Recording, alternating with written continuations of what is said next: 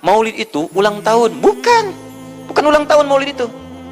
Bukan ulang tahun, bukan peringatan ulang tahun maulid itu. Ingat baik-baik. Kalau pakai peringatan itu pakai Id. Id, Idul Milad, ya, hari kelahiran, peringatan hari kelahiran, ulang tahun. Tapi kalau cuma maulid itu waktu kelahirannya. Apa hukumnya hari kelahiran? Hari kelahiran gak ada hukumnya. Yang melekat hukum itu bagaimana menyikapi hari kelahiran itu. Itu poinnya. Paham ya? Ketika ada perbuatan melekat kepadanya, maka di situ ada hukum.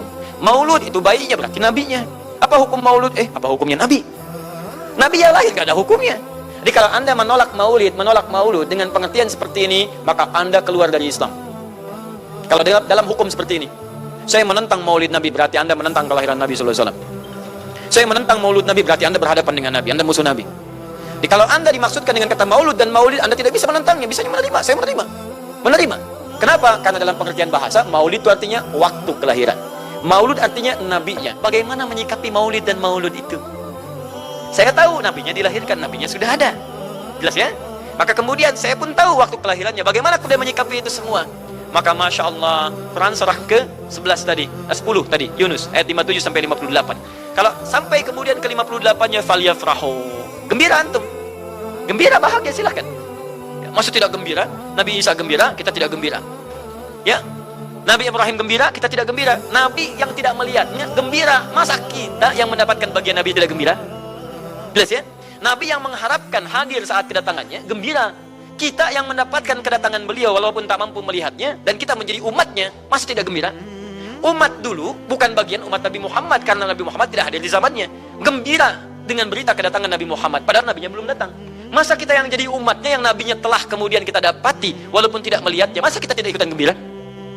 Maka pertama kita mesti gembira. Maka yang kedua, bagaimana mengekspresikan kegembiraan itu? Maka contoh-contoh dari Nabi Sallallahu Alaihi Wasallam, bagaimana mengekspresikan kegembiraan dengan Nabi Sallallahu Alaihi Wasallam itu, pertama Nabi sendiri menyikapi hari kelahirannya dengan berpuasa di hari Senin. Jelas ya?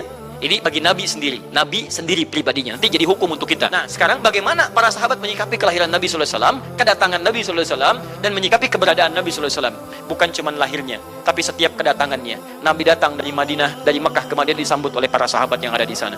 Nabi datang dengan perang Tabuk, dari perang Tabuk disambut oleh para sahabat di sana. Tala al-badru alaina min thaniyatil wada'i wajib syukru alaina mada'alillahi da'i. Masya Allah, disambut dengan madid. Bukti kesenangan mereka kepada Nabi Sallallahu Alaihi Wasallam. Ada yang memuji Nabi Sallallahu Alaihi Wasallam seperti Hasan bin Thabit, buat puisi-puisi memuji Nabi. Seperti Zuhair bin Abi Salma, tadinya musuh Nabi, begitu masuk Islam memuji Nabi Sallallahu Alaihi Wasallam. Ada yang lagi kemudian menghormati Nabi dengan kedatangannya, dengan mengikuti Nabi kemanapun. Nabi mencontohkan, amalkan. Nabi mengajarkan, ikuti. Masya Allah. Begitu Nabi meninggal, diabadikanlah kemudian nilai-nilai penghormatan itu. Ada yang menulis sejarah tentang Nabi.